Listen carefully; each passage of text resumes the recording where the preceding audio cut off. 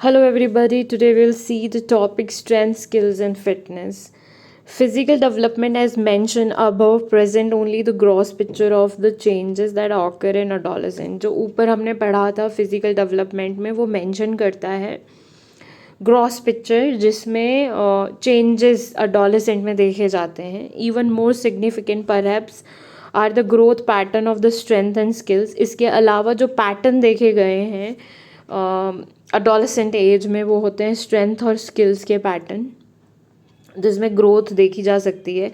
The post pubescent boy even though he may be of the same chronological age as his friend who have not yet entered pubescence. अगर कोई post pubescent boy है he may be of the same chronicle age, उसकी age क्या है, same है किससे, age his friend who have not yet entered pubescence, जो अभी प्यूबेसेंस में नहीं आया है. पोस्ट प्यूबेसेंस जो आ चुका है प्यूबेसेंस में, तो जो बच्चा नहीं आया है will almost certainly be strong. वो बच्चा भी क्या होगा, स्ट्रॉन्ग होगा and will likely have greater eligibility motor coordinations. उसके जो एलिजिबिलिटी होगी स्ट्रॉन्ग होने की, मोटर कंडीशंस कोऑर्डिनेशंस होंगी. मोटर कोऑर्डिनेशंस होती हैं हैंड आई कोऑर्डिनेशन, किस तरीके से स्पीड वर्क करती है उसकी, किस तरीके से वो बॉल फेंकता है, तो वो मोटर स्किल्स में आता है. और उसकी जो बॉडी स्किल्स होंगी वो ज़्यादा होंगी और सेम ही होंगी. He will of course rapidly overtake girls. और ये जो लड़के होते हैं वो ओवरटेक करते हैं गर्ल्स को who strength already has increase, जिसकी स्ट्रेंथ बढ़ चुकी है पहले से ही अबाउट अ ईयर अर्लियर, क्योंकि लड़कियों को प्यूबर्टी पहले आ जाती है.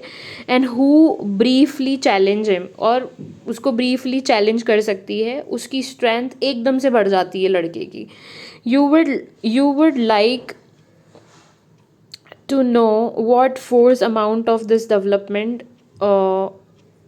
आपको ये समझना चाहिए कि ये क्यों होता है, रैपिडली इंक्रीज क्यों होता है. First is clear that the accelerated production of male hormone androgens brings with it added muscle strength. Second, the nature of skeleton growth, increased shoulder breadth, bigger chest cavity, and finally the greater lung size, heart size, and increased blood pressure are all favorable condition for the greater physical strength. तो जब लड़का एकदम से rapid growth पकड़ता है उसके पीछे reason क्या है. एक तो जो हार्मोन्स का रिसाव होता है, मेल में डिफरेंट हार्मोन का रिसाव होता है, फीमेल में डिफरेंट होता है. तो एंड्रोजन्स के रिसाव के कारण जो उनके मसल स्ट्रेंथ है वो बढ़ जाती है. सेकंड, उनका जो स्केलेटन ग्रोथ है वो बढ़ जाता है, शोल्डर बड़े हो जाते हैं, चेस्ट बड़ी हो जाती है, लंग्स का साइज़ इंक्रीज़ हो जाता है, हार्ट का साइज़ इंक्रीज़ हो जाता है, ब्लड का प्रेशर जो होता है वो भी इंक्रीज़ हो जाता है. फेवरेबल कंडीशन आ जाती है लड़कों के पास फिज़िकल स्ट्रेंथ बढ़ने की. तो इसीलिए जो लड़का पहले प्यूबर्टी में लड़कियों से धीरे रहता है और ग्रोथ में, एकदम से जब हार्मोन्स का रिसाव हो जाता है उसका जो ग्रोथ होता है रैपिडली बढ़ना शुरू हो जाता है. उसके पीछे हार्मोन्स वर्क करते हैं. While many of the same changes occur among girl, ऐसे ही चेंजेस लड़कियों में भी आते हैं. दियर फिजिकल स्ट्रेंथ इंक्रीज, उनकी स्ट्रेंथ इंक्रीज़ हो जाती है एट अ स्लोअर रेट, लेकिन उनकी जो रेट होती है वो स्लो होती है. लड़के की ज़्यादा होती है, लड़की की कम होती है. End of course never equal that of male, इसीलिए वो मेल के इक्वल नहीं हो पाती हैं स्ट्रेंथ में.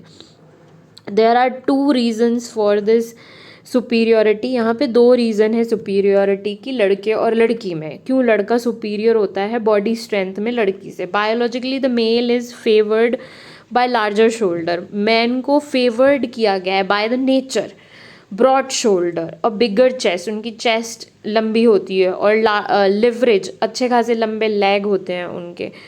कल्चर जिस तरीके के हम रहते हैं वहाँ पर गर्ल्स रिसीव लिटिल इंकरेजमेंट, लड़कियों को मेंटली कम इंकरेजमेंट दिया जाता है टू डेवलप द स्ट्रेंथ. कोई भी मस्क्यूलर लड़की अच्छी नहीं लगेगी, ब्रॉड शोल्डर वाली लड़की अच्छी नहीं लगेगी. तो हमारी सोसाइटी जिस तरीके की लड़की चाहती है उस तरीके की मेंटल कंडीशन क्रिएट करती है लड़कियों के लिए. In fact they are encouraged in the opposite direction to be week.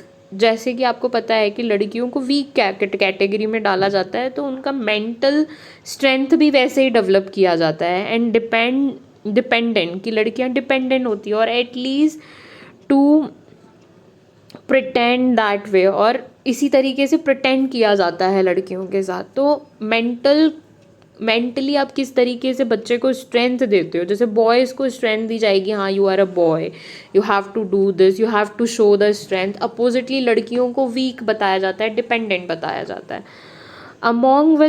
among with increases in strength come the development of motor coordination। इसके साथ साथ स्ट्रेंथ के साथ साथ और क्या डेवलप होता है, मोटर कोऑर्डिनेशन। मोटर कोऑर्डिनेशन होता क्या है कि आपका हैंड आई कोऑर्डिनेशन कैसा है कि जब आप आँख से देखते हो और कोई चीज़ को थ्रो करते हो तो वो कितनी स्पीड से थ्रो करते हो, कैसे थ्रो करते हो, किस डायरेक्शन में थ्रो करते हो, किसी चीज़ को होल्ड करना, पकड़ना, कितनी देर तक पकड़ना, ये सारी मोटर स्किल्स में आता है।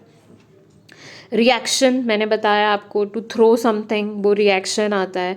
एंड परसेप्चुअल मोटर स्किल्स, कि किस तरीके से आप सोचते हो उस हिसाब से आप किसी चीज़ को करते हो या किसी काम को करते हो या समझते हो, वो परसेप्चुअल मोटर स्किल्स होती हैं।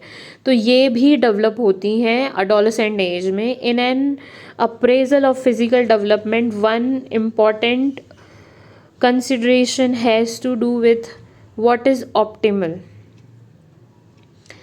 एक बहुत ही इम्पॉर्टेंट चीज़ होती है फिज़िकल डेवलपमेंट के बारे में जो कंसीडर करी जाती है, वो होता है optimal.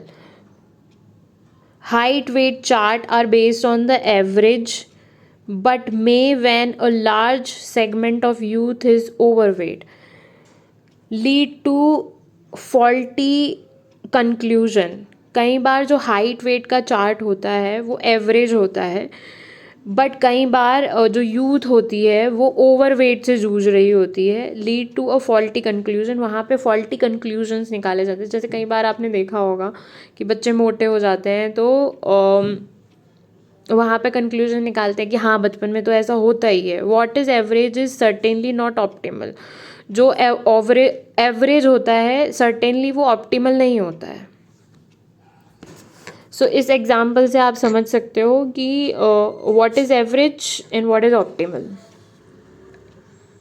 So I think now we are coming to the last point, which is gender role. Gender is much more complex term. Gender जो है एक complex term है. It relates to a given society beliefs about the traits and behavior supposedly characteristics of a male and female. तो gender के बारे में बात करना सोसाइटी में एक कॉम्प्लेक्स टर्म है. It's relates to a given society belief. अब व्हाट इज़ अ बिलीफ यानी कोई भी चीज़ को मान लेना और उसके ऊपर कोई फैक्ट या कुछ चीज़ के बारे में कोई नॉलेज ना होना. तो एक सोसाइटी का बिलीफ सिस्टम है अबाउट द ट्रेड्स, जो ट्रेड में है क्योंकि सब लोग उसको मान रहे हैं. और बिहेवियर सपोजली कैरेक्टरिस्टिक्स डिसाइड किए गए हैं कि मेल को बेसिकली ये करना चाहिए और फीमेल को ये करना चाहिए. तो ये पूरा एक बिलीफ सिस्टम है जो सदियों से चला आ रहा है और इसको मान लिया गया है. ये कहीं पे लिखा हुआ नहीं है, जस्ट इसको माना गया है.